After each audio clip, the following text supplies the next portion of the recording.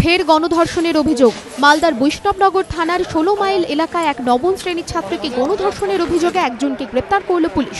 অভিযোগ, বুধবার রাতে বাড়ি থেকে একা ওষুধ কিনতে বেরিয়েছিল নবম শ্রেণীর ওই ছাত্রী। হঠাৎ দুটি বাইকে চড়ে এসে ৩ থেকে ৪ জন দুষ্কৃতী তাঁকে তুলে নিয়ে যায়। অভিযোগ, একটি আমবাগানে নিয়ে গিয়ে জোর করে মদ্যপান করিয়ে নাবালিকাকে গণধর্ষণ করা হয়।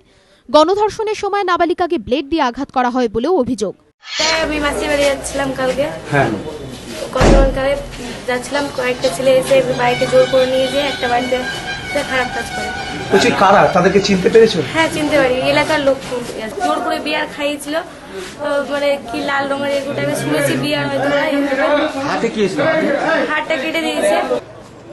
বৈষ্ণবনগর থানায় গণধর্ষণের অভিযোগ দায়ের করা হয়েছে। তদন্তে নেমে মুস্তাফা আলম নামে এক ব্যক্তিকে গ্রেপ্তার করেছে পুলিশ। এই ঘটনার সঙ্গে সঙ্গে কেস স্টার্ট করা হয়, ওখানে আমরাও গিয়েছিলাম। ৩ জন অভিযুক্তের মধ্যে একজন অভিযুক্তকে অ্যারেস্ট করা হয়েছে, তার বাড়ি দলৌড়ি বেত্রাবাদে। আমরা এখনই তদন্তের স্বার্থে তার নাম বলছি না, বাকিদেরকেও আমরা অ্যারেস্ট করার চেষ্টা করছি। ইতিমধ্যে নাবালিকার ডাক্তারি পরীক্ষা করা হয়েছে। আরও 2 অভিযুক্তের খোঁজে তল্লাশি চালাচ্ছে পুলিশ।